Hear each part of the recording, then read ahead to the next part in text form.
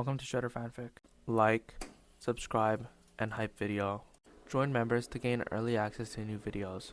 The main character, after dying in his previous life, he wakes up inside of Game of Thrones and he is reborn as the Scorpius Rex from Jurassic World. What is he gonna do inside of Game of Thrones? Toward the sound. John drew Longclaw but did not swing. The sword's pale hilt caught the weak daylight. "I am not here to hunt you alone." Corin hated the sentence because it was not a threat and not a plea. John was explaining a decision to a creature that could not answer. Humans often did that when speaking to something they feared. Corin dropped a length of torn red cloth between them. It had come from the sleeve Arya wore when she entered the hollow. John stared at it, then at the blood on the bones. "You could have killed her." Corin opened his jaws. The rasp rolled through the trees. Ghost backed away. John held his ground, but his sword rose a fraction. Corin descended the trunk behind him. John rose with snow on his cloak. He did not chase. "You are choosing," he said. Corin crossed the hollow and placed one claw beside the red cloth. Then he dragged it away from the bones, toward the road Arya had taken home. John understood enough to follow the direction, not the meaning.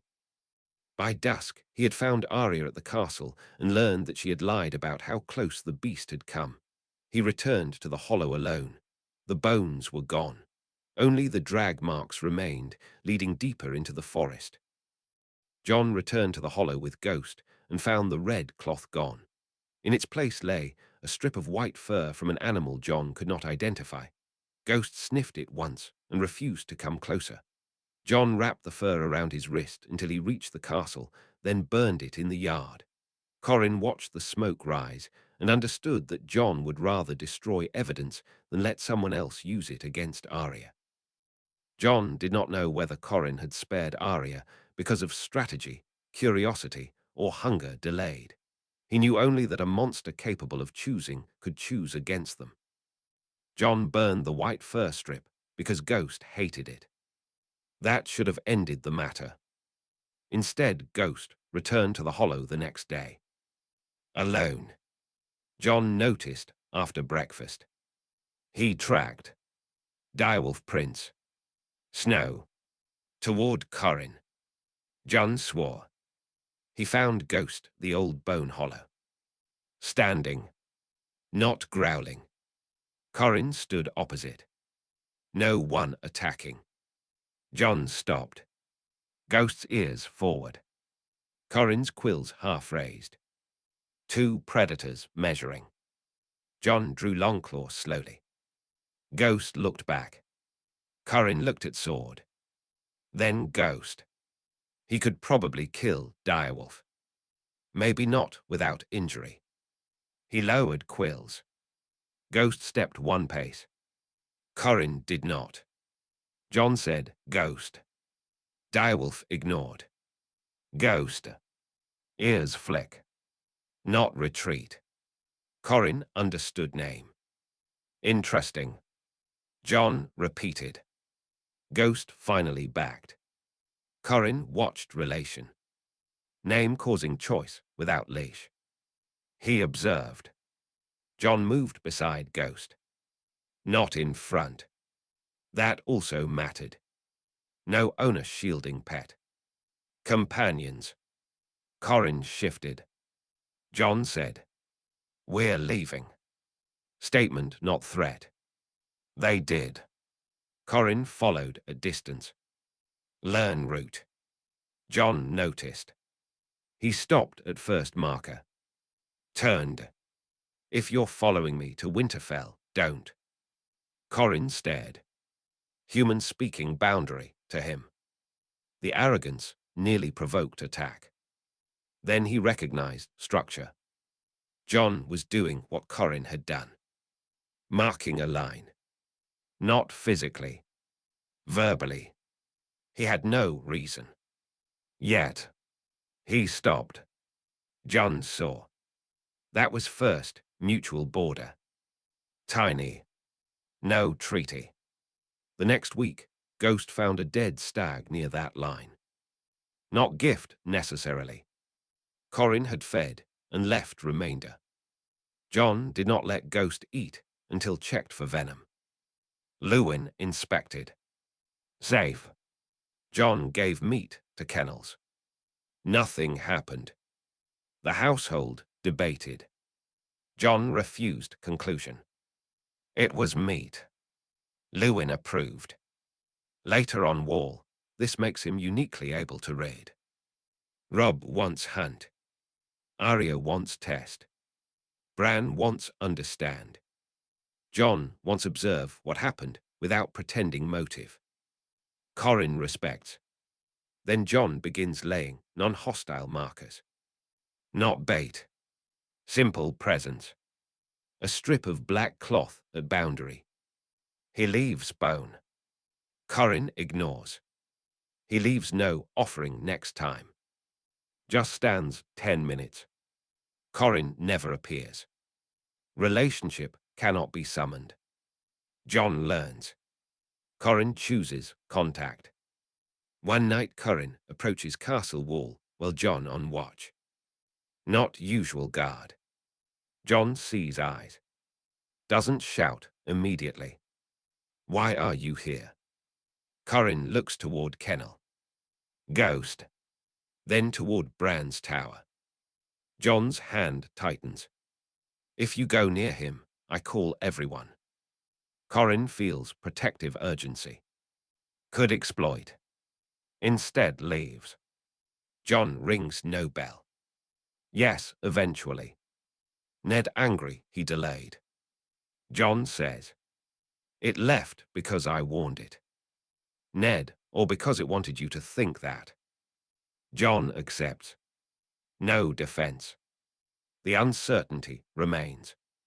Corin sees family, can critique own interpretations. Harder to manipulate than expected. He shifts tactics away from direct child proximity. Not morality. John stopped bringing Ghost near the old hollow after the direwolf found a quill hidden beneath snow. The quill had shed naturally. No venom bead visible. Ghost still recoiled. John used a stick to move it. Corin watched from a nearby branch. The man had learned not to touch. Good. John did something unexpected after. He marked the location with a stone cairn. Not as trophy. Warning for other patrols. Then left. Corin descended. The cairn sat 3 paces from his old track. Human marker on monster hazard. He could destroy. He did not. For several days, hunters avoided. Useful. Then a poacher found the cairn and assumed hidden cache beneath. He dismantled. Touched quill. Collapsed. Corin watched from brush. The poacher's companion panicked. John arrived later with patrol. Saw disturbed cairn. Understood. He rebuilt. This time added carved symbol of hand, crossed by line. Simple. Corin watched. No ownership claim. Just warning. He allowed. The stone marker became one of few human signs inside his broader territory he did not tear down. Why? Because it reduced stupid intrusions without changing his route. The next winter, snow buried. A child nearly stepped over. Mother recognized top stone, pulled away. No attack. Corin was miles elsewhere. The marker still worked. That was another lesson about systems surviving absent actors. But unlike his first life, the system did not depend on fear of Corin alone. It depended on shared information. John's cairn belonged to anyone who needed it. Corin could not control the meaning. He accepted because result useful. Later, when John joined the watch, he built similar markers north of Wall. Not for Corin specifically. For venom, whites, unstable ice, hidden pits. A practical habit born from one dangerous hollow. Corin's existence altered John's way of marking risk long after they stopped sharing the same forest. The beast never knew. Not every consequence needed his witness. Asterisk Chapter 15. The Hunt Below Winterfell Asterisk. Ned brought 30 men into the Wolfswood and refused to call it an army. Shields overlapped through the trees. Dogs moved behind the second line. Torches burned despite the daylight, their smoke flattening beneath the branches. Pits had been dug beneath fresh snow, and the men who had made them marked each safe step with red twine. Corin saw the trap from a ridge. The first plan had been a search. This was a net. He waited until the outer men crossed the stream, then dropped behind the flank. His tail swept one shield aside. A quill struck the torchbearer. The man fell without a sound, and the flame rolled into the snow. The line closed faster than Corin expected. Spears came from 3 directions. One entered the meat beneath his ribs. Another tore the quill fold along his shoulder. Corin snapped the shaft, drove forward, and crushed the nearest shieldman against a pine. "Hold!" Ned shouted. The order stopped the men from breaking formation, but it also gave Corin the breath he needed. He climbed the tree rather than charge the next rank. Archers fired upward. One arrow struck his tail and pinned a strip of flesh to the bark. Robb shouted for them to lower their bows. Corin dropped on him. Ned stepped between them. His sword cut across Corin's chest, shallow but bright with blood. Corin recoiled, not from the wound, but from the discipline behind it. Ned had chosen his son before his own safety without losing his stance. Corin drove a claw into the ground between them. Snow burst upward. By the time it settled, he had crossed the ditch and vanished beneath the roots. The men searched for 2 hours. They found 3 wounded, 1 dead, the broken spear, and a trail of blood that stopped beside a tree marked with 5 black spines. Ned touched none of it. "We have hurt it," Robb said. "Yes," Ned answered, "and it has learned how." That night Corin lay in a cave with his belly against the stone, while the spear wound leaked warmth into the cold. He pulled the shaft fragments free with his teeth. Healing came slowly. The quill sacks on his back remained empty. For the first time, the forest did not feel like enough. The wounded men were carried to Winterfell on doors pulled from the forest huts.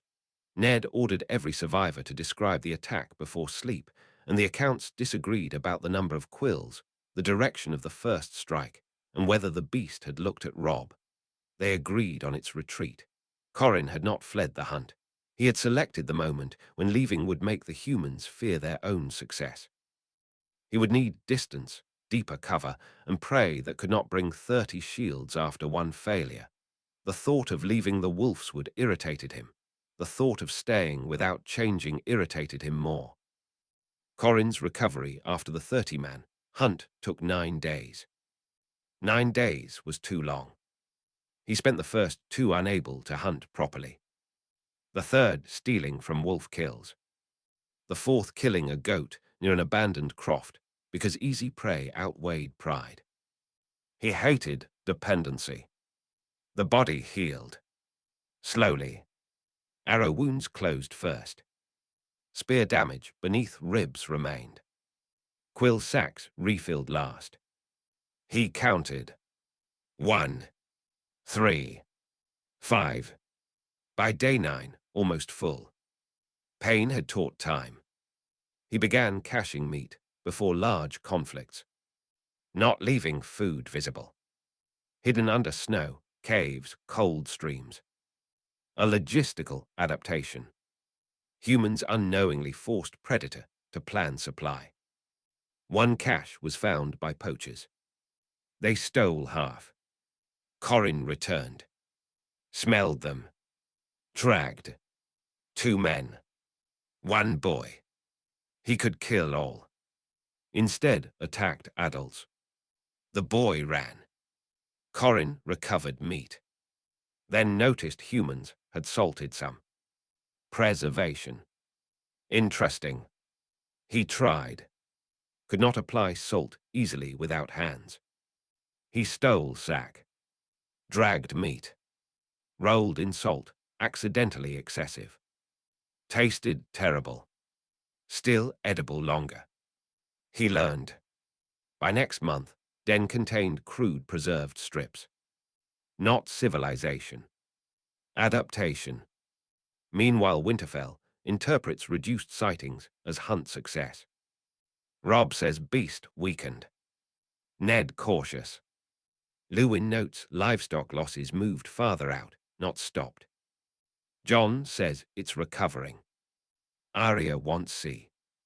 Bran dreams less because Corrin sleeps deeper guarded. False confidence grows. Ned reduces patrol from 30 to 12. Corrin watches. Not attack. Then one patrol finds empty cache. They realize planning. Lewin sees salted meat. Someone salted this. Men stare. No hands. Maybe stolen. But arrangement deliberate. Ned becomes more alarmed. A creature that plans winter. Corrin hears later from servants. He likes fear. Then drawback. More organized hunt targets caches. Humans don't need find Corrin if starve. Robb proposes. Destroy meat caches. Smart. Jon objects would push beast toward farms. Political debate. Containment through food versus displacement risk. Ned chooses leave known caches, but monitor. Corrin detects watchers. Moves caches. Humans learn. Arms race. During one transfer, Arya sees him carrying salted meat. She laughs. You steal salt. Corrin freezes. She is with guard this time. No attack. Arya's amusement irritates. Monster reduced to thief. He drops sack. Guard raises spear. Arya says, don't. Guard obeys reluctantly. Corrin takes sack again and leaves.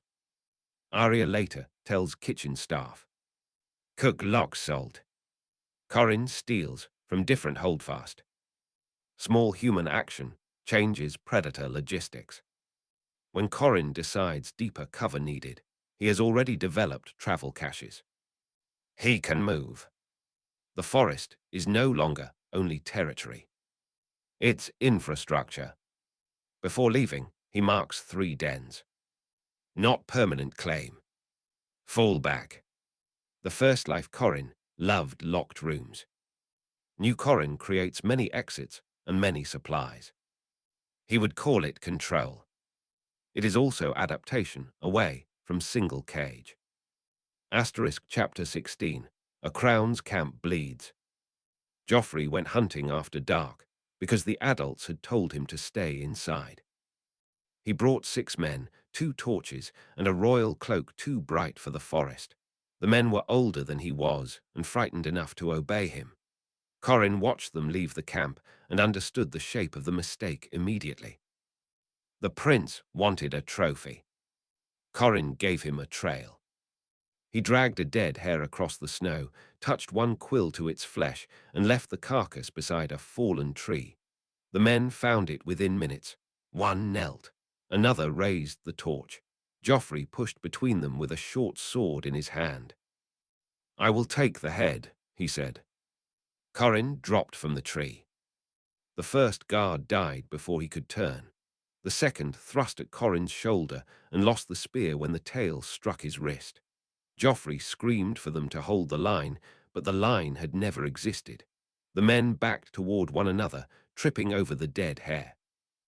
Corrin attacked the torches first. One went into the snow. The other spun through the dark and struck a horse tied near the camp road.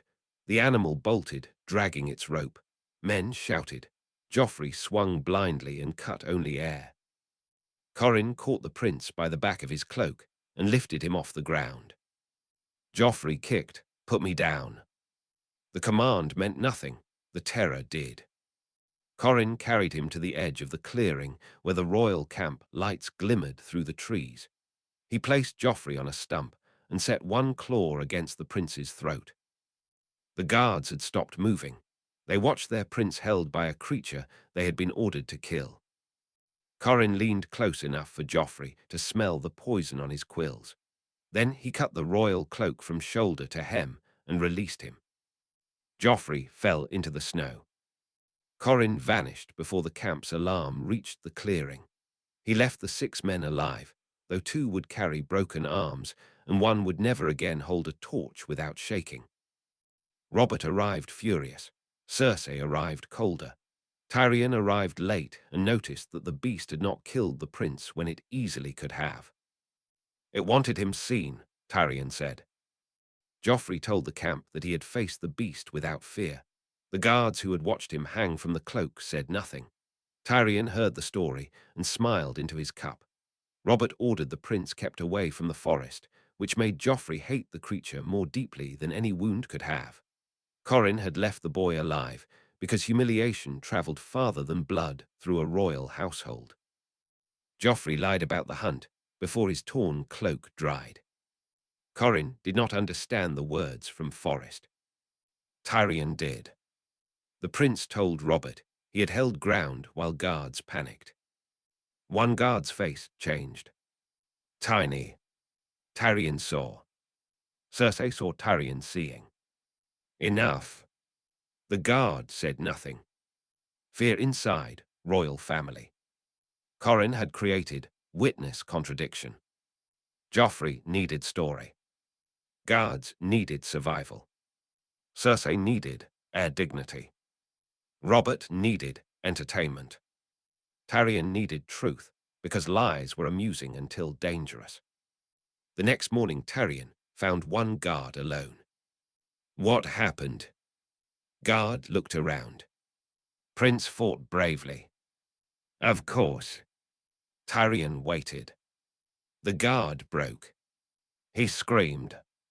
Tyrion nodded. Most people do. It carried him. Did it bite? No. Cut. Cloak only. Could it have killed him? Guard looked. Yes. Tyrion does not publish. Humiliating Joffrey openly may get Guard killed. He keeps private. Political information. Later, Cersei asks. Tyrion says. The beast spared him. Not Joffrey begged. Cersei hears threat. A creature can reach prince and chooses. She changes royal security. No night hunt. More guards. But Joffrey resents restrictions. Corin becomes symbol of humiliation. Corin, meanwhile, has royal cloak piece. He smells. Different servants. Perfume. Power is sent network. He learns Joffrey via cloak. Later can identify in crowd. He tests at road camp. Royal column passes. Corin follows scent. Finds Joffrey carriage. Could attack. Doesn't. Instead kills horse ahead, forces stop. Joffrey panics inside. Corin unseen. He enjoys that fear can be triggered by context now. But strategic issue. Repeated torment may make Prince irrationally committed. Corin likes irrational enemies because easy manipulate. Tyrion recognizes. Stop making decisions because you think it is laughing at you. Joffrey throws cup. The line becomes family conflict. Robert laughs. Cersei furious. Ned observes. The beast becomes wedge. No dialogue needed. Then Joffrey orders secret hunter group despite restrictions. Paid common hunters. They enter Wolfswood. Corin kills 2. Leaves 3rd with Prince's coin purse pinned by quill to tree. The survivor returns. Tyrion sees purse. Evidence Joffrey disobeyed. Cersei covers. Ned learns anyway. Political scandal small. Joffrey hatred deepens. Corin has learned money as chain, even if he does not value. Coin marks employer. He begins taking insignia coins from hunters to identify patrons. New intelligence behavior. One decision, spare Joffrey, creates long arc consequences. Corin didn't plan all. He learns after. He likes that complex systems can be steered with small injuries. That resembles first life. But now people can push back. Tyrion's restraint in handling truth prevents larger chaos. Harder. Asterisk chapter 17. Bran falls and ravens fly asterisk asterisk. The fall changed Winterfell before the first raven left. Corin heard the shouting from the forest. Horses moved toward the castle. Servants ran through snow without cloaks. Bells called people from one panic to another, and every burst of heat around the walls became part of the same confusion. He climbed the tallest pine, overlooking the rookery. Bran lay broken inside the castle. Corin could not see him, but the shape of the humans around the tower told enough. Catelyn's heat never left the room. Ned moved between doors. Luwin carried herbs. Robb stood still for long stretches, which meant his fear had nowhere to go. The ravens went out before dawn. They carried the fall, the rumors, the poisoned horse, and the name of a beast no one agreed how to describe. One bird landed on Corin's branch. Its claws were warm against the bark. Corin lunged. The raven escaped with a feather missing. It circled the rookery, then returned to the castle instead of flying south. Corin watched the choice and understood that even birds could be trained by fear. At the base of the pine, a stable boy found the feather and ran. The message moved again, this time through a human mouth. Corin descended after sunset and crossed the edge of the godswood. The castle smelled different. Grief had changed the servants' movements. Doors opened more quietly. Guards watched one another instead of the trees. He found Bran's broken saddle beneath the tower and dragged it into the snow. Not to mock the child, to make the castle understand that the forest had noticed the change too. Robb discovered the saddle before sunrise. He stood over it with a sword in his hand while Ned ordered the guards away. "Why now?" Robb asked. Ned looked toward the dark trees. "Because it knows we are divided." Corin watched from the wall's shadow as the Starks gathered around the boy's fall. Their pain made them less cautious, but it also made them dangerous. Grief could break a formation. It could also make men stop retreating. Catelyn never saw the saddle Corin dragged from the tower, but she saw the way Bran reacted when the servants described it. Her grief hardened into suspicion. Ned wanted the forest searched. Robb wanted the castle guarded. Luwin wanted Bran kept away from every window. Corin watched the family divide their attention and understood that the fall had given him something no hunt could, a fortress trying to defend too many wounds at once. The ravens kept flying. Corin returned to the forest with their wing beats in his ears, pleased that the castle had begun to carry his decisions alongside its own. Bran's fall disrupted Corin's dream contact, too. For 3 nights, nothing. Then a flash. Pain. Not Corin's. Bran. Falling. Corin woke snarling. He hated receiving another person's body terror. The line between minds had become two-way without permission. He moved Den. Still dreamed. Bran unconscious. A window. Stone. Then ravens. Corin pushed away. Could not fully. Corin understood involuntary intrusion differently. Oral chose. Bran perhaps didn't. That affected response. He did not attack mental link with burning room. Instead, erected image of line. Again. The dream stopped. Luwin notes calmer sleep. No causal proof. Catelyn never knows. Corin approaches castle due curiosity and disturbance. He sees saddle. Drags. Let's deepen. The saddle smelled like bran. Faint. He moves it from tower area to snow. Symbol to Corin unconsciously. Locked room versus open. No one knows. Rob interprets threat. Catelyn would be horrified if saw.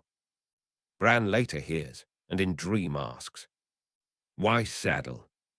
Corin shows no answer. Maybe image of door.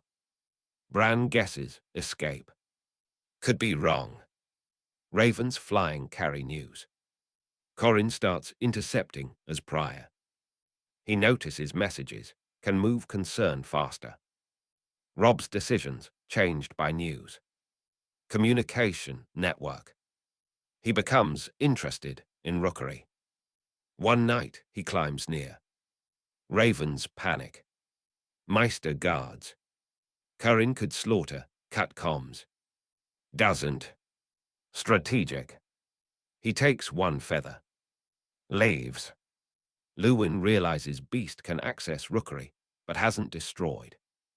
Ned/Rob treat as vulnerability. They add mesh. Corin sees. His choice caused defense. Maybe should have destroyed. Learning, revealing capability without using can harden target. He becomes less theatrical sometimes. Later he enters Harrenhal communications differently. Bran recovers enough to dream. He sees Corin farther away. You heard me fall. Corin lowers head.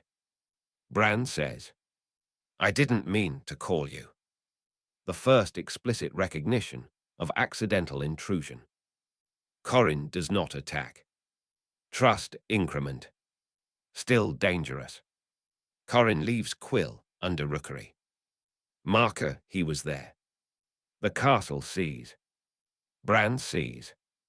Maybe interprets as answer. No one sure. Asterisk chapter 18. Ned rides south with doubt. Ned Stark left Winterfell beneath a sky the color of old iron. The royal column moved south in a long line of wagons, horses, guards, servants, and arguments. The castle watched from behind its walls. Catelyn remained with Bran. Robb stood beside the gate until the last rider disappeared. Corin followed the road from a ridge. He had expected Ned's presence to become a permanent pressure in the forest. Instead, the Lord had chosen a road that carried him away from it. Corin disliked losing a hunter he understood, but the moving column offered more sense than any den. At noon, a wagon wheel broke. Men gathered around it. The line stopped beneath a stand of pines, and the guards formed a loose ring while the horses steamed. Corin crossed above them. Corin dropped a quill through the wagon's canvas. The guard beneath it heard the impact and looked up. He saw only a black spine lying on the sacks. When he bent to pick it up, Corin landed behind the horses. The animals screamed. The column broke into motion before anyone gave an order. A wagon lurched, a servant fell, and the raven cage swung loose. Corin seized the cage, tore the bars apart, and released the bird.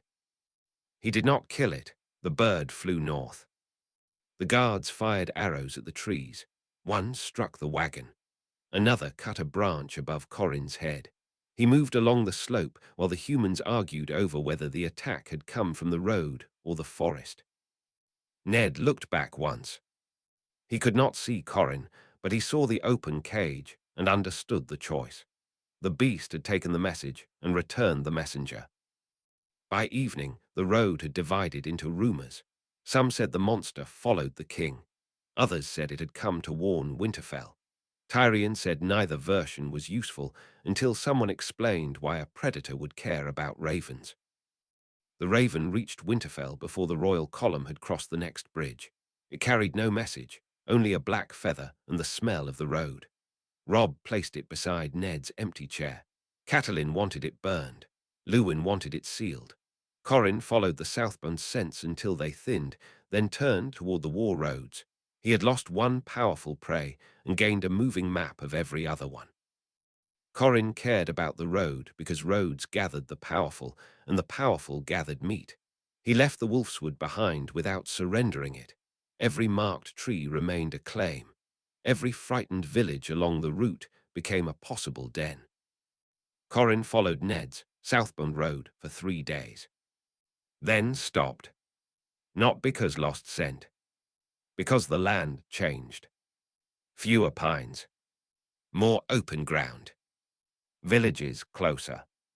His body had cover problem. The wolfswood had trained him to think vertically.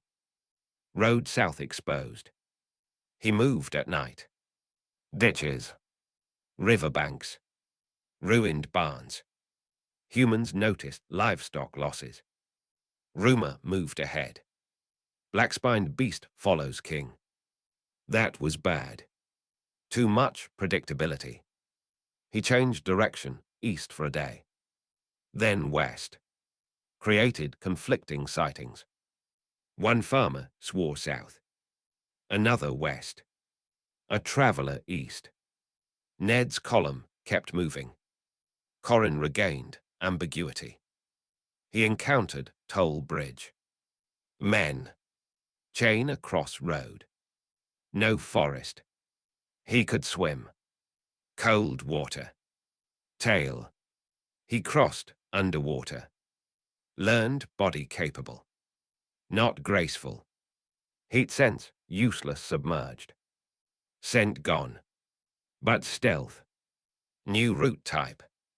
He emerged beneath bank near camp. Royal men overhead. He listened. Politics incomprehensible partly. Names recur. King's Landing. Hand. Lannister. Stark. Not yet full. He stores. One servant dumps bones. Corin eats. No attack. He begins using human refuse instead of hunting near camps. But dangerous dependence on routes. Then sees ravens. Ned sends messages. Corin remembers freed bird. Could intercept. No hands cannot read. But can alter. Eventually knocks one down with quill grazing wing. Bird lives. Parchment tied. He cannot read. Smell wax. He takes parchment.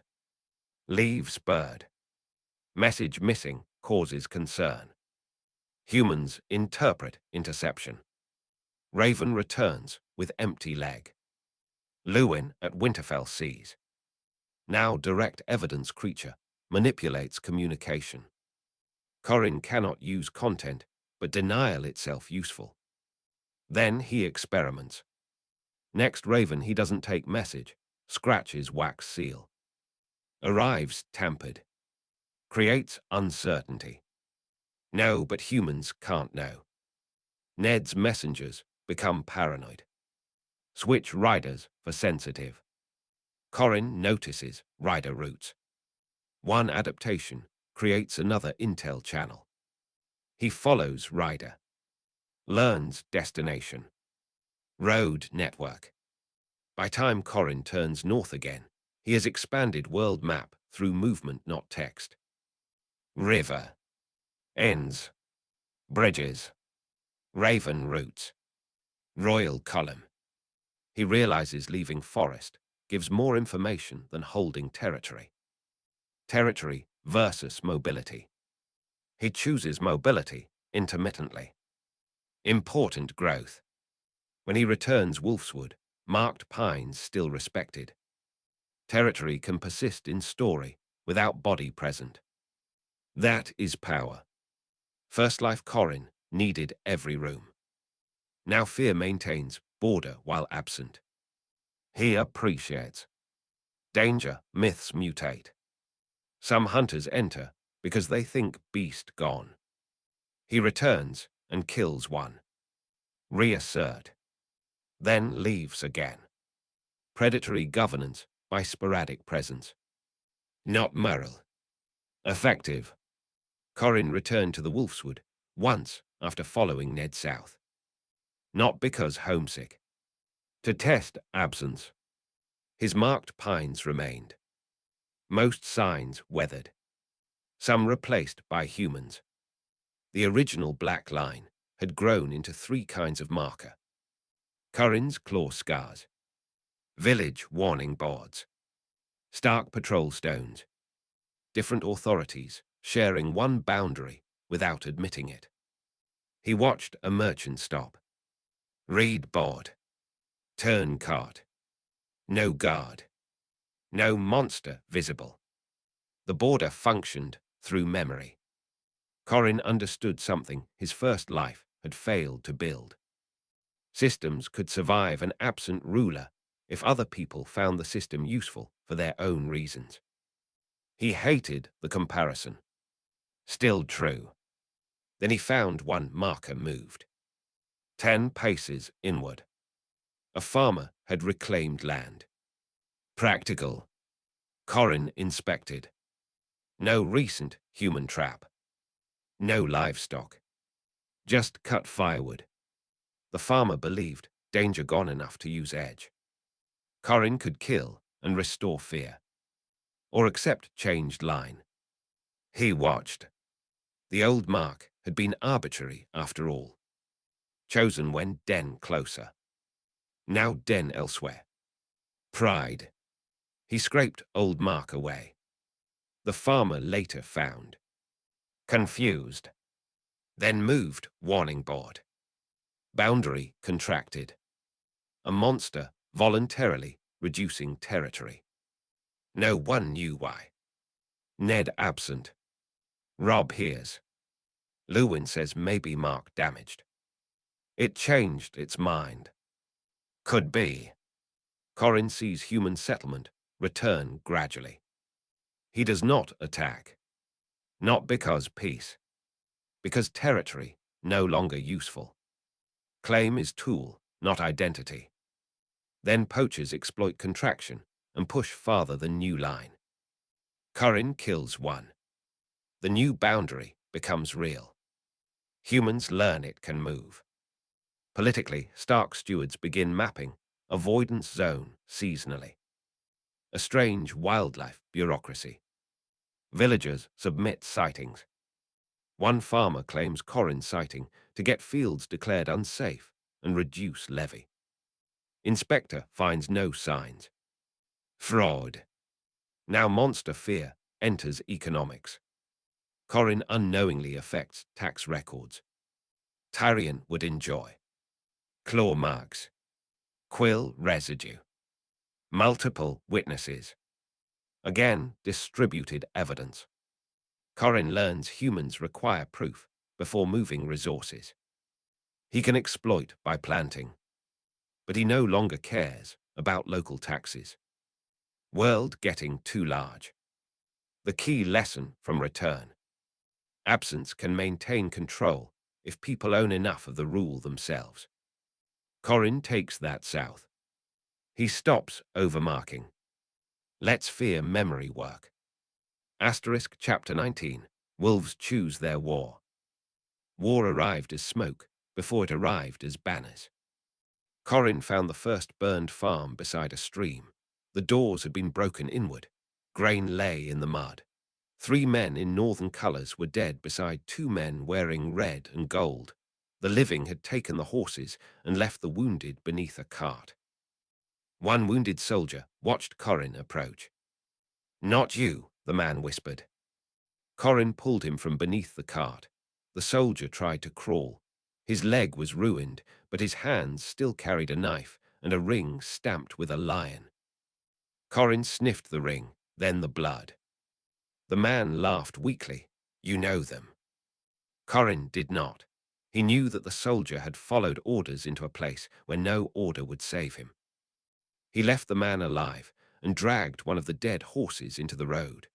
Then he placed the lion ring on the northern corpse. By dusk, riders found the scene.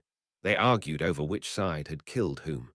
The wounded soldier told 3 different versions before pain made him honest. Each version placed the blame elsewhere.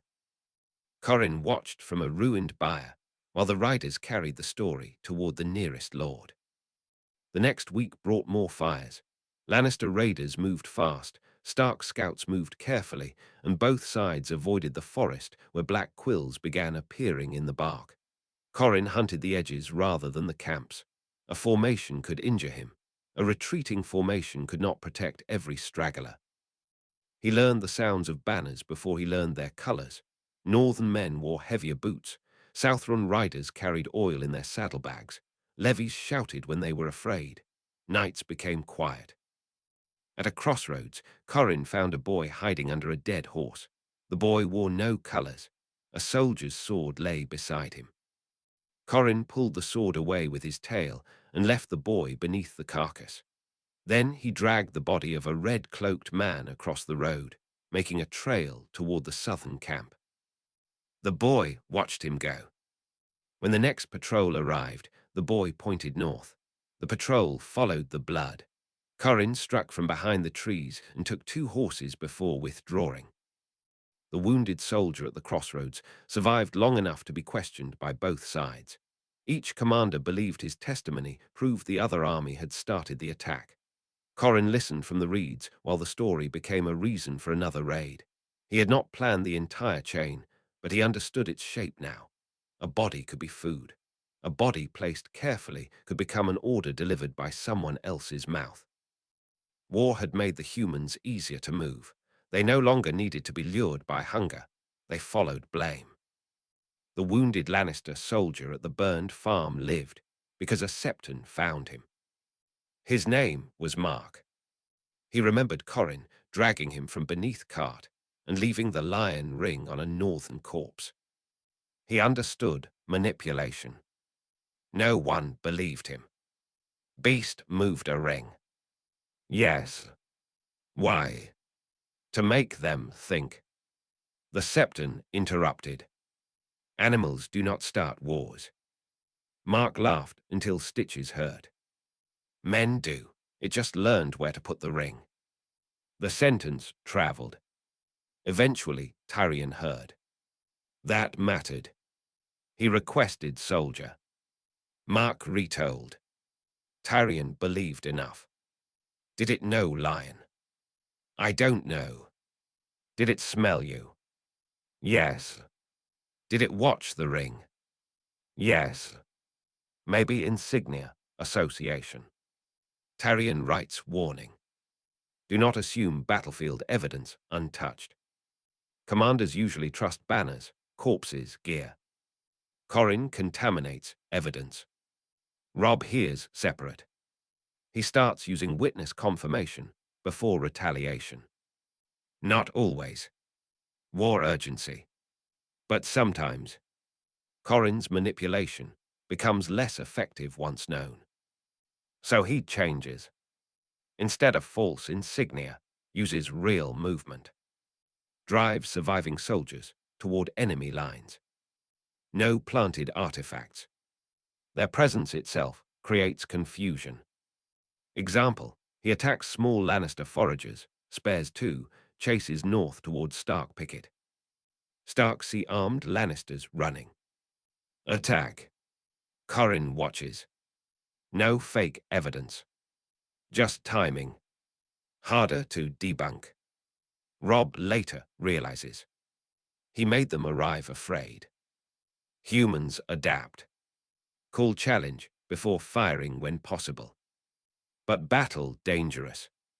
Corrin exploits hesitation. Now false surrender potential. He learns from men, not himself. A Lannister unit fakes surrender to kill Northerners. Afterward, Stark men stop trusting. Corrin benefits. Human cruelty degrades anti-manipulation systems. Interesting. He doesn't need create all fractures. War does. He becomes opportunist.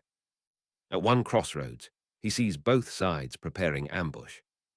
Instead of intervene, waits. Battle. Then feeds. He has to balance strategic mind with body hunger. He hates waiting while meat bleeds. Sometimes hunger makes him act early and lose information. One raid, he attacks wounded too soon. Archers nearly trap. He gets cut. Learns hunger can be manipulated by leaving injured bait. Humans discover. Some commanders tie condemned prisoners as bait. Corin sees. Could eat. Recognizes chains. He attacks guards instead. Prisoner runs. Rumor beast frees captives. False heroic narrative. Corin despises. Rumor persists. Humans project. Tarion says, the creature does not care about our moral categories. Stop assigning policy to appetite. Corin likes him less for accuracy. War chapters become richer with propaganda. One northern singer makes song, Black Wolf of Stark. Corin is framed as Northern Omen. Lannisters fear. Stark some celebrate. Rob bans song because Beast attacks both. Corin hears song and cannot understand all, but notices his fear scent mixed with cheering. He dislikes being symbol. Later he attacks Stark's supply wagon after hearing song, shattering myth. No Master's banner starts earlier. Asterisk Chapter 20, Army Meet. The skirmish began with a horn and ended with men calling for a mother who could not hear them. Corin found the battlefield after the first charge. Horses screamed among broken spears. Levies crawled beneath shields. Torches had been lit too early, their smoke hanging low over the burned village. He entered from the flank. The wounded were easier prey than the armed, but the armed were more useful. Corin seized a rider by the boot and dragged him from the saddle. The horse bolted. A spear came after Corin and entered below his ribs. He snapped the shaft and killed the spearman. Pain slowed the body. That was unacceptable. Corin retreated behind a stone wall while men shouted that the demon had been wounded. Their voices turned toward him, and the battle changed shape around the sound. A captain ordered shields forward. The soldiers obeyed. Corin fired 2 quills into the first rank, then stopped. The sacks burned. He had used too many already, and the smoke made the heat sense unreliable. He chose the horses. Corin struck the tether line. 6 animals broke loose at once, trampling a pile of shields and sending the soldiers sideways. He crossed through the gap, took a fallen sack of dried meat, and vanished into the village ruins. The captain followed. That was the mistake. The captain entered the burned stable alone, sword raised, believing injury had made Corin desperate. Corin waited above him among the rafters and dropped onto his back. The captain survived because Corin wanted the armor. He tore the gorget loose, shoved the man into the ash, and left him breathing beneath the collapsed roof. The spear wound continued bleeding. Corin reached a stream at night and lowered his side into the water. Cold dulled the pain. It did not close the wound. He fed on a horse he had stolen and slept beneath the roots with one eye open. At dawn, soldiers searched the ruins. They found the captain alive, the armor missing, and a black quill pinned through the village banner. The armies learned a new fact. The beast could be hurt, but hurting it did not make it flee blindly. The captain's armor did not fit Corin's body, but its smell attracted scavengers for 3 nights. Ravens tore at the straps. Men followed the birds and found the empty armor beneath the burned roof. Corin watched them from the stream, still nursing the spear wound. He had wanted the armor as proof of victory. Instead, it became another lure, and the lesson was useful. Every object taken from war acquired a second life in rumor. Corin learned the more important fact. Battles supplied meat, but battlefields supplied too many eyes. The next time he fed near an army, he would choose the retreat rather than the charge. The spear wound from the skirmish infected. Corin discovered when healing stopped. The flesh around the puncture became hot. Not normal regeneration pain. Bad smell. The body sluggish. He had no medicine. Only instinct. Water. Lick. Rest. Not enough. Near ruined village, wounded soldiers shelter. A healer boils herbs. Corin watches, smells, bitter bark, honey, alcohol, could steal. At night he enters. Healer wakes. Old woman, not soldier. She sees, doesn't scream immediately. Corin freezes. She looks at swollen wound. Then at his teeth. You are rotting. He growls. She reaches toward herb pot. Slow. He could kill. Doesn't. She places bowl on floor. Bags. Corin sniffs. Bitter. No obvious poison. He cannot understand dosage. The old woman points at wound. Then bowl. Human offering aid. Dangerous. He drinks some. Tastes terrible. She shouts when he keeps drinking. He stops from surprise. Not all, fool. Tone like scolding dog. Corin's quills rise. She doesn't run. Too much will kill you before fever does. He understands. Humiliation. He drinks measured amount after her demonstration. She tosses alcohol-soaked cloth. He applies with claw awkward. Burns. Growls. She laughs. Yes, pain means you're alive. Corin remembers fire. Doesn't appreciate. He leaves her alive. Returns next night. Medicine. She expects. Calls him ugly bastard. No fear performance. He tolerates because useful. No taming. She never touches. He never comes inside daylight. Besser asks why he doesn't kill her. Corin cannot answer verbally. Could kill later. He leaves Rabbit instead. Not gratitude payment. She understands as payment. Third night, soldiers arrive. Corin smells men. Leaves. Soldiers question about beast. She lies. Never seen. Because they would burn cottage to bait. Self-preservation. Corin later notices. Mutual interest. Infection clears. He stops coming. Besser is annoyed. Then 1 month later, receives dead hair at door. Ambiguous. She says aloud.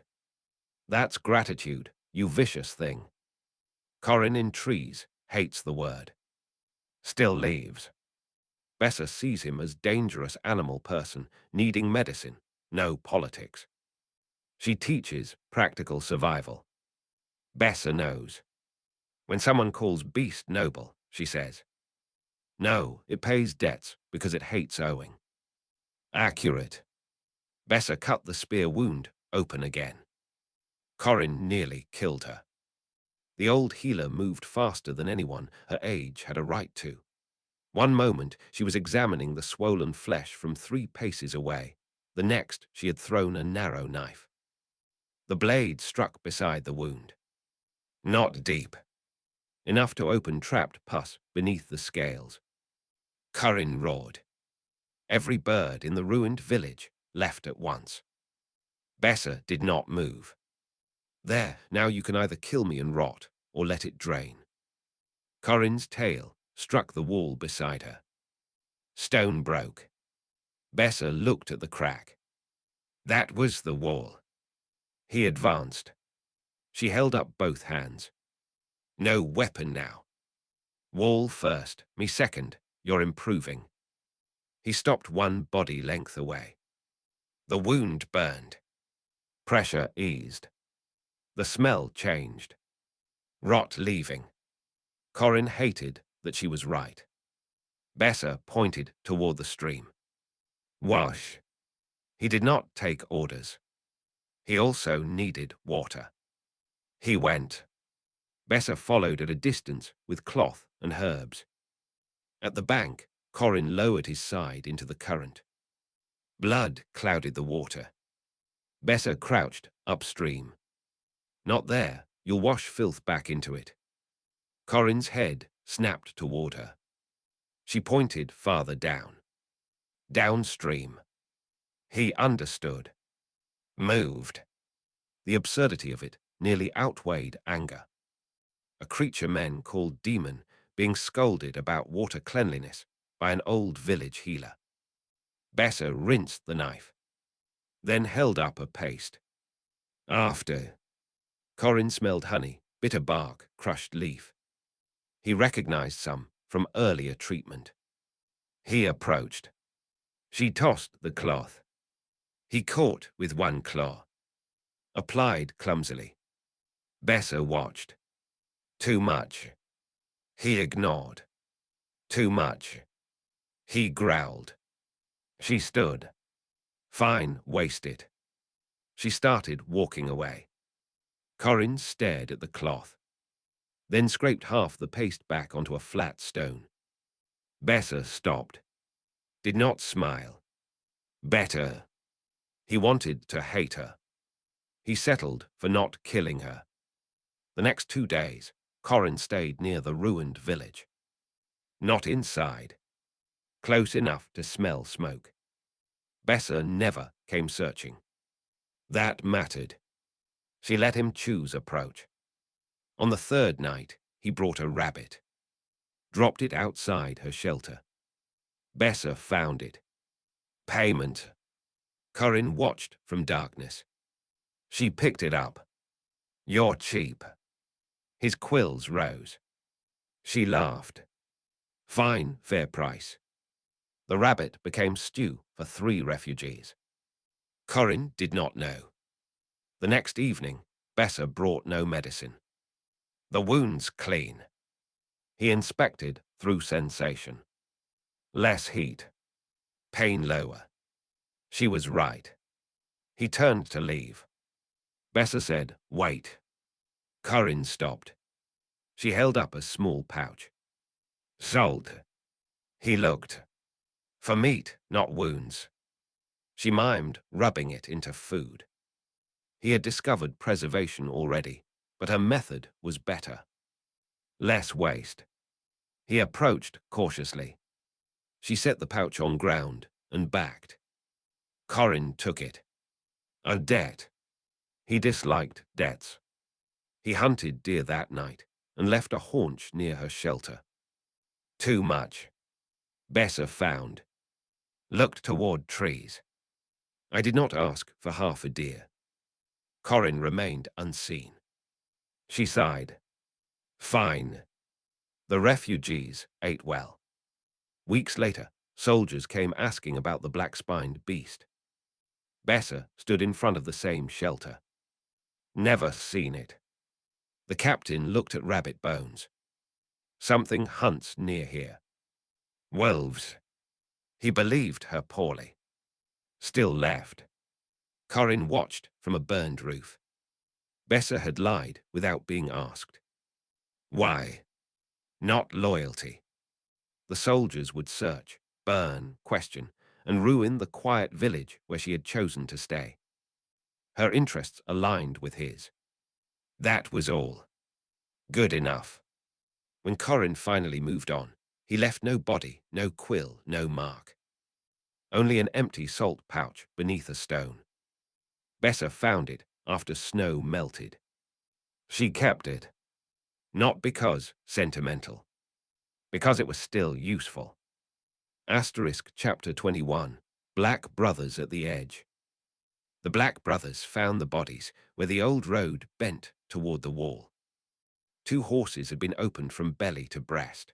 A ranger lay beneath a pine with no visible wound until John Snow noticed the quill hole below the collar. The 3rd man was missing. His trail led north, then vanished among stones.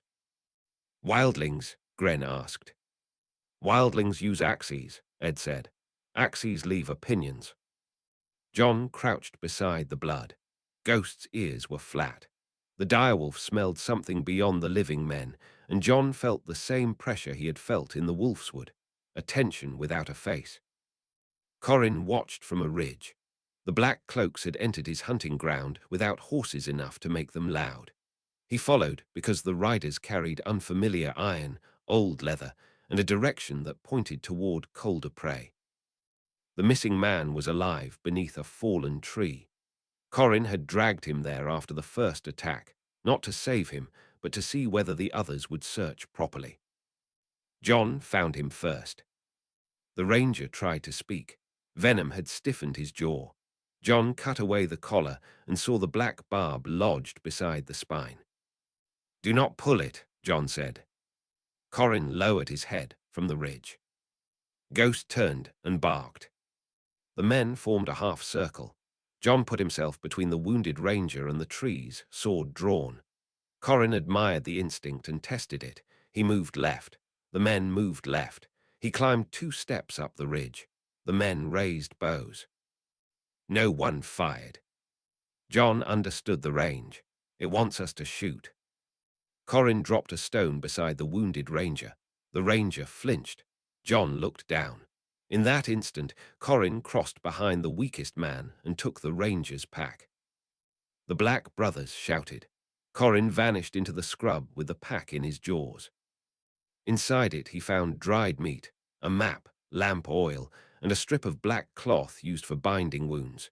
He kept the meat and left the rest beneath a tree marked with a claw. The Black Brothers buried the dead beneath a cairn and marked the road with a fresh post. Corin returned after they left and pushed 1 stone aside. Beneath it, the ranger's broken buckle still smelled of iron and fear. He left it where it was. The watch had shown that it could remember its dead. Corin would show that memory did not make a road safe. It only made the next patrol more cautious. The watch recovered the supplies before sunset. John studied the mark for a long time. The beast had not taken what was easiest. It had taken what it needed. The night's watch recovered the pack Corin left beneath the marked tree. Everything except meat. Sam noticed first. "Oil still here." John nodded. "Map 2. Why take only food?" Ed said, "Because maps taste terrible." Sam ignored. No interest in gear, unless useful. Then John opened map. 1 corner had claw puncture. Not random. The route north of Castle Black. Corin had bitten pack, perhaps punctured accidentally. Sam wondered if mark corresponded.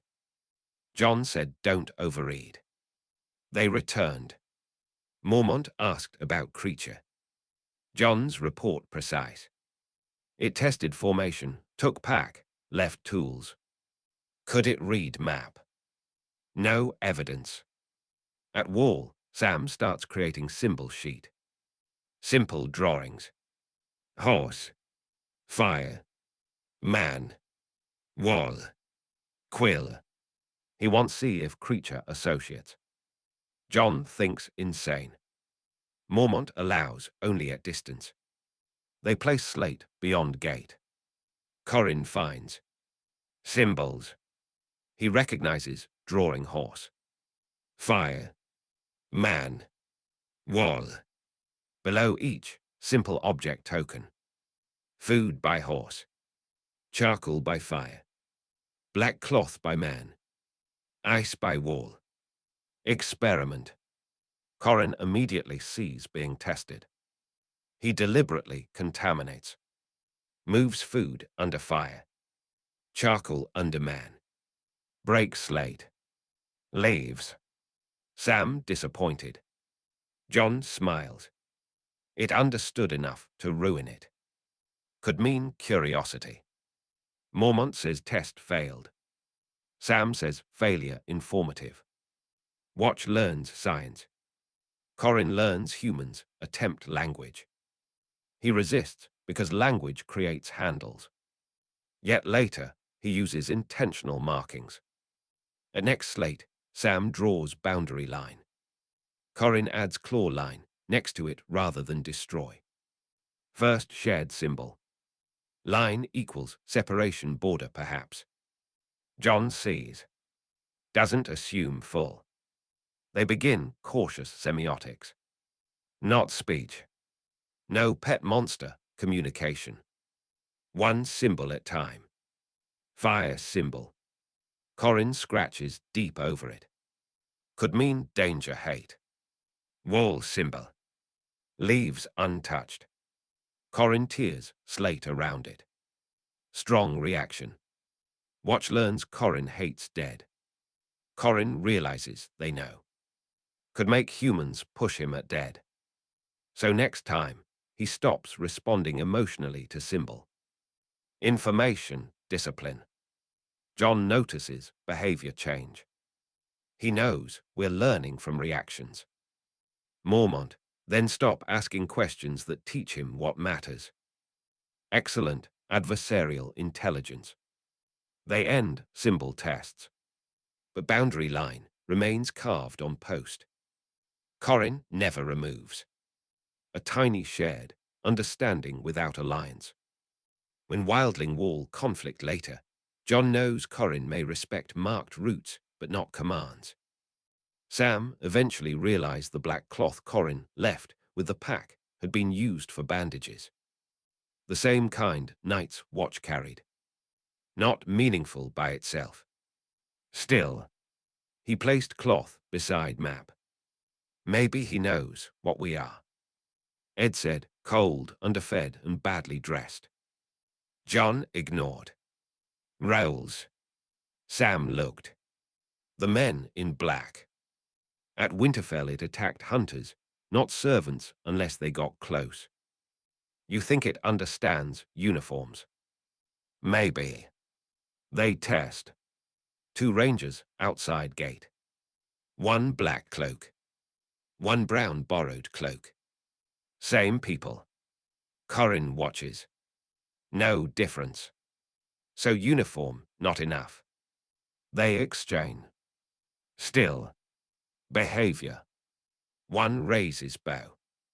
Corin focus shifts. John sees. Intent. Not role. The watch learns visible clothing, less important than actions. Useful against rumors. Southron reports say it hates Lannister red. John skeptical. Maybe attacks banners because command symbols, not color. They send Raven to northern commanders. Do not assume color alone provokes. Hard to know. Corin's targeting is context. Then Sam devises another test, ethically questionable. Dummy in black cloak, heated stone inside. Ignores. They learn senses beyond sight. No surprise. They build multiple dummy. Fresh blood. Animal heat. He destroys dummy with blood, but doesn't stay. Could be irritation. Sam records. John says. We're becoming interesting to him. Mormont says stop. Again, do not overtest predator. The watch must prioritize dead. Corin sees fewer experiments. He concludes perhaps humans lost curiosity.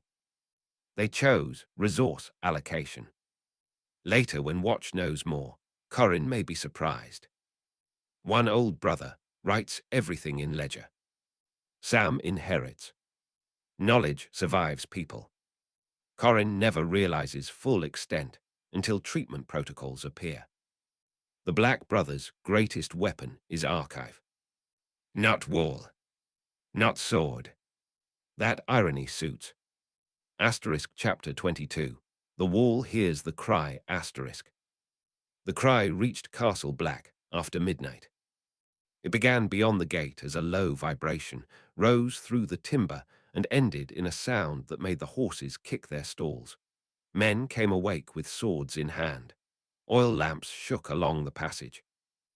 Jeor Mormont climbed the steps to the wall with John behind him. That is not a wolf, John said. No, the old bear answered.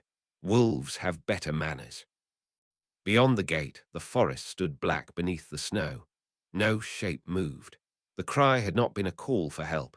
It had been a declaration that something knew the wall was there. Corin had made the sound from a ridge 2 miles away. He wanted to know how quickly the watch responded. The answer pleased him. Bells rang in one tower first, then the others. Men ran toward the gate, but the archers climbed before the swordsmen did. Dior ordered the gate kept shut. A ranger returned from the tree line with a dead raven in his fist. One black quill had pierced the bird's breast. The smell reached Corin across the distance. "It is marking us," the ranger said. "Or measuring us," Dior replied. John stared into the dark. What if it comes here? Dior looked at the wall beneath his boots. Then we learn where the stone frightens it. Corin descended toward the road. He did not approach the gate. The wall was too high, the men too many, and the iron hooks along the parapet promised a kind of injury he had not yet tested. He found a dead elk near the ditch and dragged it within sight of the watchtowers. By dawn, the watch had discovered the body. The elk's antlers had been tied to a black cloak. No man could say how the cloak had crossed the sentry line. Dior ordered the cry written into the night's record, even though the scribe called it impossible to describe. John added the dead raven and the elk outside the gate. By morning, Castle Black had a new routine. Every sentry checked the ground below the wall before looking north. Corin observed the change from the trees. The wall had not frightened him, but it had taught its men to look down, and that made approach harder. Dior kept the artifact in his chamber. John kept the memory. Corin kept the sound of the bells, storing it beside fire, steel, and the scent of a dragon he had not yet met. Castle Black's new sentry routine produced one absurd problem. Men spent so much time looking down for Corin that they missed a wildling scout on the ridge. Ed found him accidentally while complaining. Dior was furious. Fear of one thing made you blind to another. Routine changed. Sentries scan north first, ground second, sky third. Corin watches. His mere presence distorted defense. Then watch corrected. Harder. He tries new test. Leaves elk near gate. No quill. Men hesitate. Could bait. Dior orders no approach until daylight. At dawn ravens have fed. No attack. Second time similar. Watch approaches too cautiously and discovers white rising. Their caution saves. Dior doesn't thank beast. He says good procedure. Corin hears. He sees humans, can convert fear into generalized caution. Less leverage. Then he tests bells. One cry. Bells. Bells twice. Men exhausted. Third night, no cry. Watch expects. Sleep poor. He can degrade readiness through false alarms. Dior reacts. No full muster on cry alone. Scout confirmation required. Corin's terror loses force. He changes. Now physical sign. Quill near road plus cry. Still partial. Humans create graded alarm. One bell unknown creature. Two confirmed attack. Three dead. Institution evolves. John participates. He tells your beast is training us. Mormont says, then be expensive students. Line. They set counter tests. Leave one gate response intentionally slow, archers hidden elsewhere. Corin notices absence, approaches, almost trapped by elevated nets. Escapes with quill tier. Learns. Mutual training. No fatalities every time. More intelligence. Sam begins log. Date. Weather. Cry direction. Sign. Response. Corin cannot access ledger. But he sees behavior. He begins varying weather. Attacks during wind. Snow. Fog. His body adapted northern terrain. Watch adapts lights. Then dead threat rises. Resources split. Dior has to decide whether Corin is secondary. He chooses dead first. Corin benefits from reduced pressure, but also dead enter territory. Conflict alignment without friendship. The wall itself interested Corin after the first cry. Not magic initially. Scale. He approached at night far from gate. Stone ice rises impossible. He touches base with claw. Cold. Different from white cold. Old. Dense.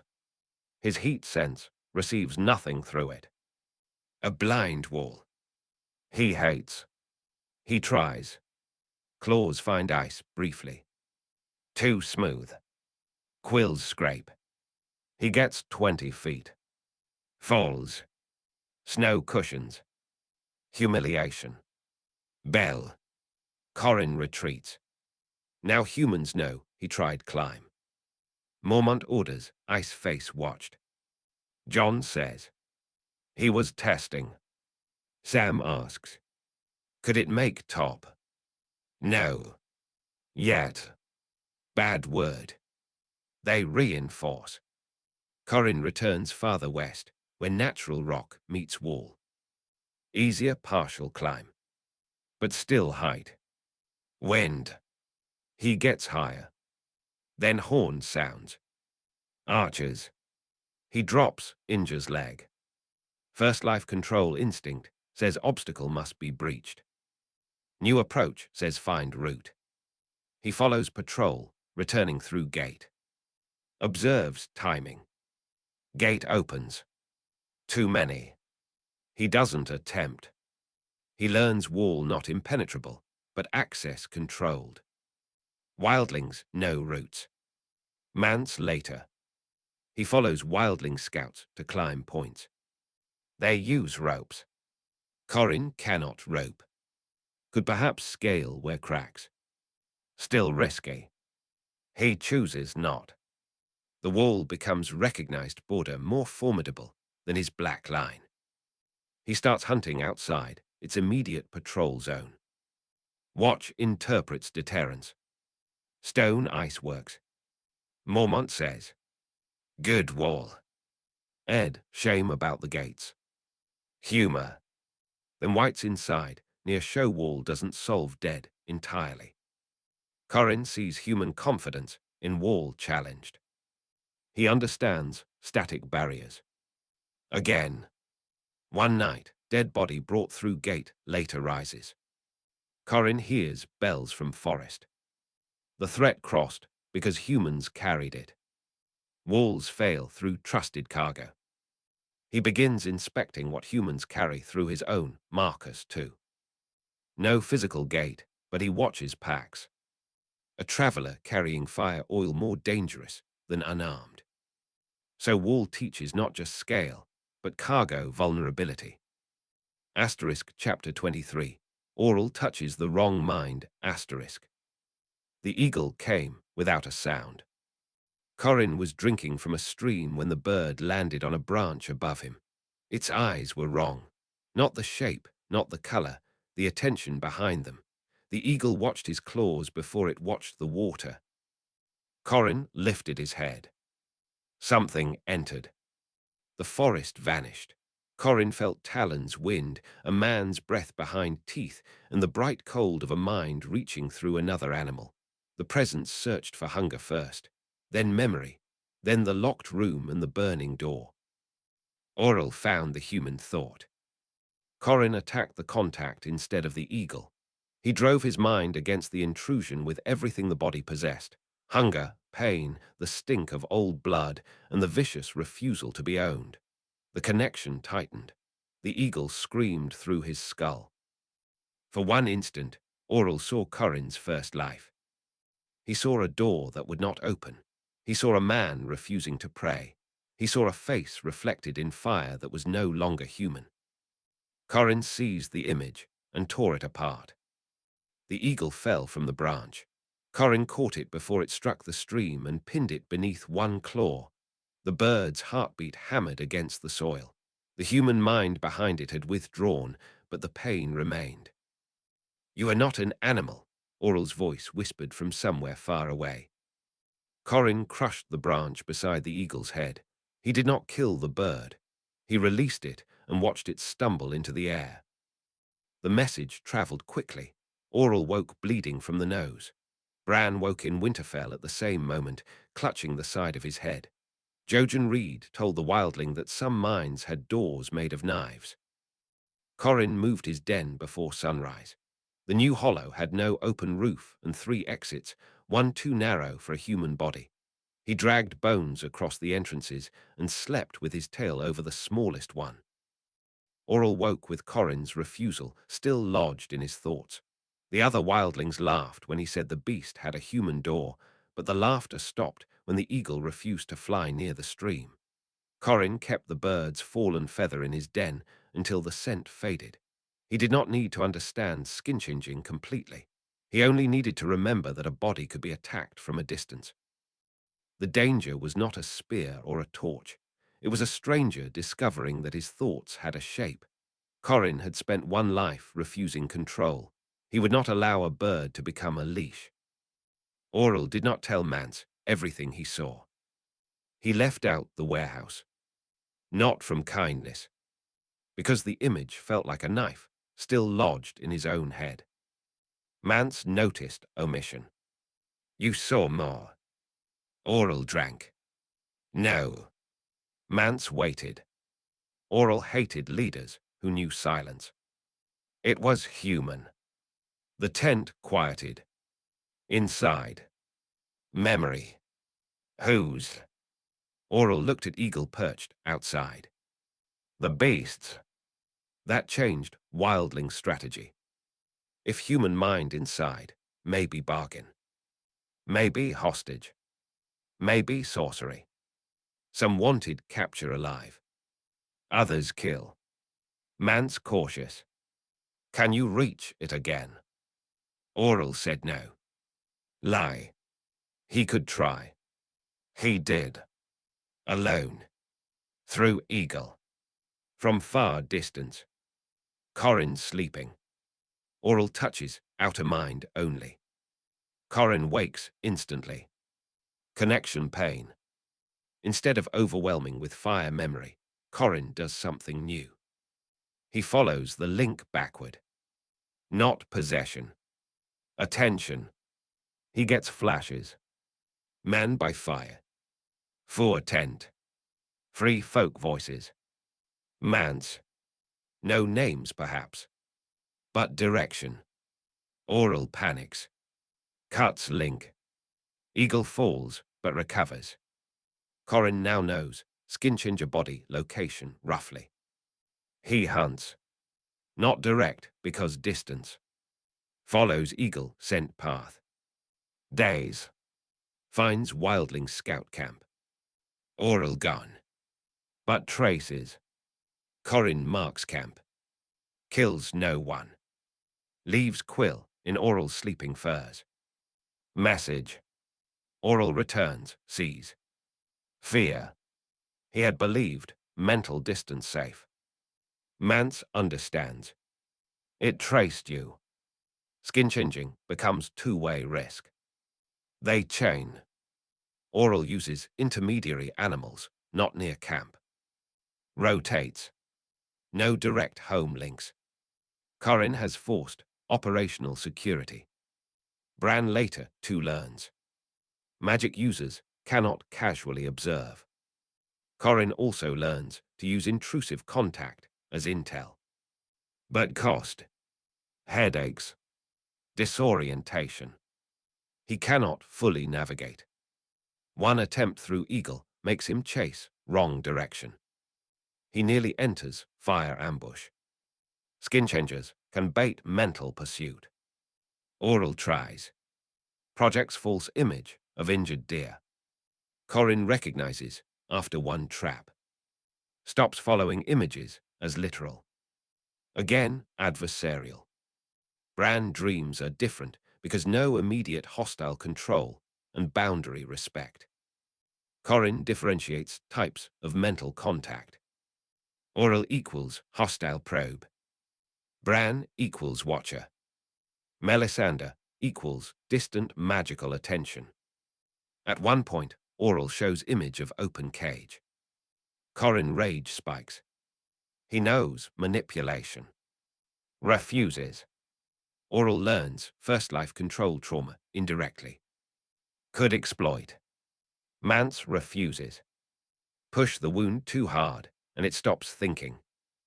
Mance wants predictable beast. Oral wants revenge. Conflict among wildlings. Later fire ring influenced by survivors, not Oral.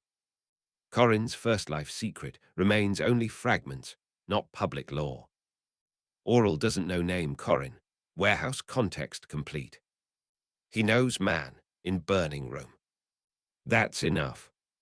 Asterisk chapter 24. Wildling fire ring. The wildlings built the fire ring in a snowfield where the wind could not put it out. They hung nets between stakes, tied spear hooks to ropes, and poured oil around the circle. Survivors had told Mance that the beast feared flame. The free folk decided fear was another word for leverage. Corin smelled the trap before he saw the fires. The ring surrounded a dead horse. The meat had been cut open and rubbed with blood. Men waited beyond the flames, wrapped in furs and painted with ash. One held a horn.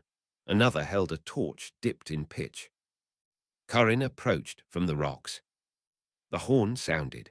Fire rose on all sides. Heat struck his hide. The quills along his back lifted, and the body surged toward the nearest human. Corin stopped himself with one claw in the snow. The ring was designed to make him choose a direction. Every direction led through flame and hooks. He chose the ground. Corin drove his claws beneath the frozen crust and tore upward. Ice and packed earth burst into the fire. One line of flame collapsed. He crossed before the wildlings could reset the torches, but a spear hook caught his shoulder and ripped 3 quills free. Pain made the world white. Corin bit the rope. The hook tore deeper as the rope broke. He pulled the nearest hunter through the gap and threw him into the fire. The man rolled, screaming, while the others scattered in the smoke. Corin did not chase the living. He struck the oil jars instead. Fire ran across the snow toward the men who had carried them. The ring became a wall between hunters and their own escape.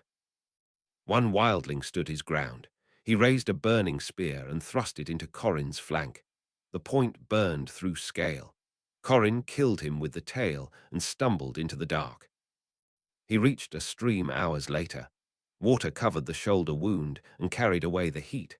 3 black quills floated beside him, detached and useless.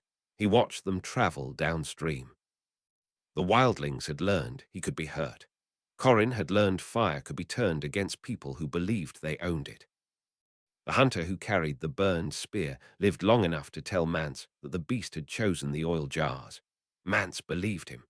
Fire rings were abandoned after that, not because the free folk had grown merciful, but because no one wanted to build the weapon the monster would use against them. Corin's shoulder healed beneath cold mud. The missing quills left empty sockets that would take time to fill. Mance would hear both lessons before the next moon. The fire ring survivors changed tactics immediately. No more circles. No more walls of flame.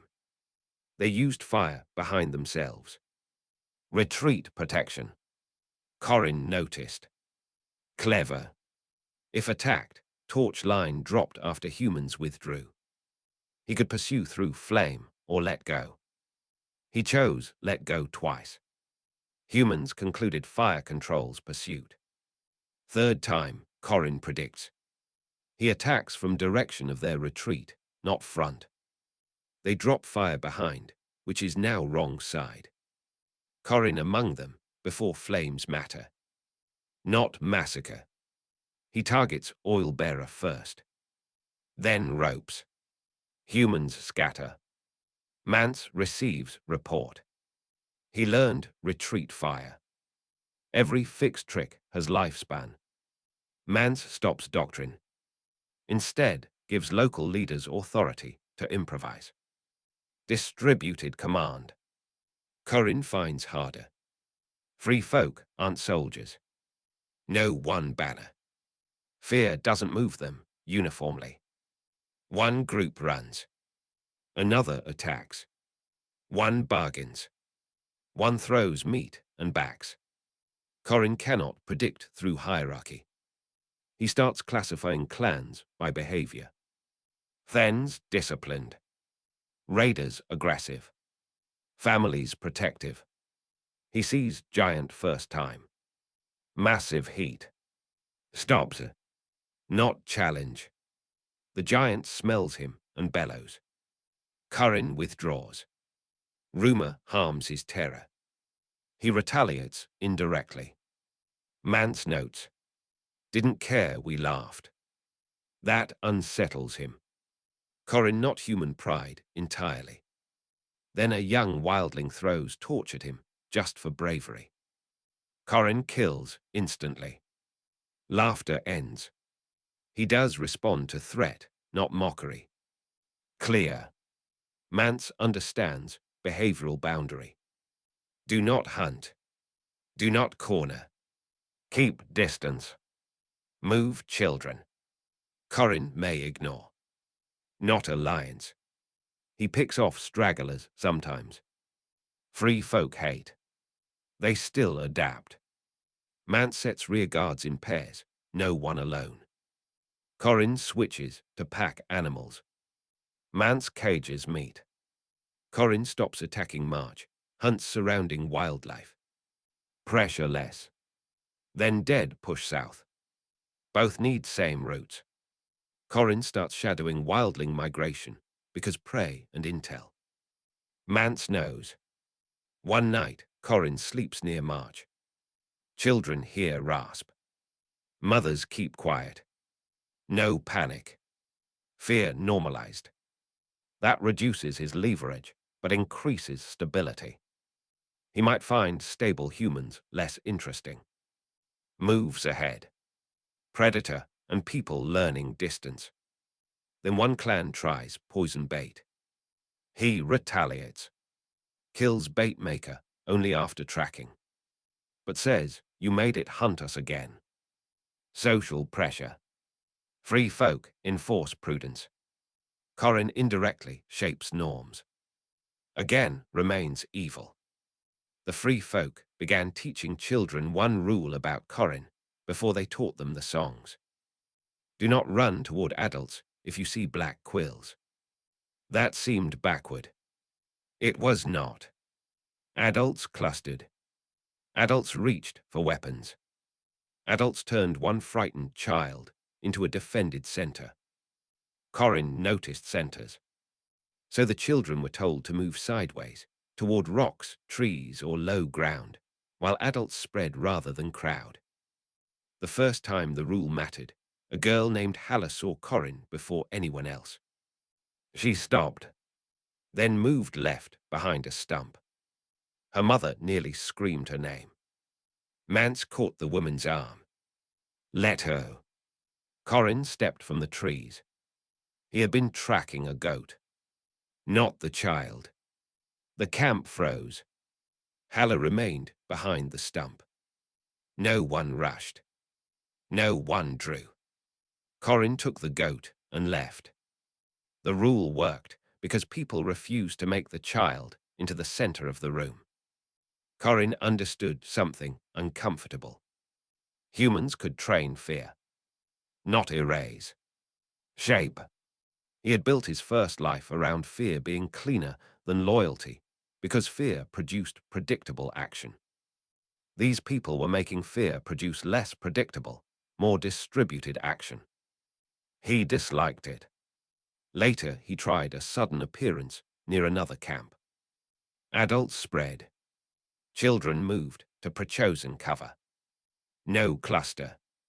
No single protector. No easy lever. He killed no one. Not because unable. Because the scene offered little information and more risk than reward.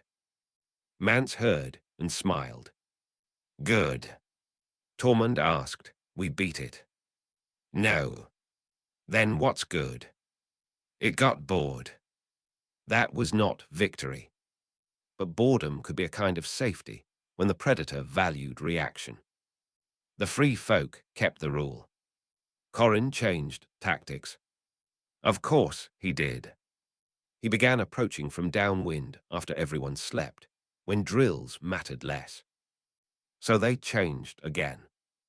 Night watchers did not wake whole camp at first sign. They woke 2 people, then 4 if confirmed. No panic cascade. The camp became harder to steer with one shadow. The war between Corin and human fear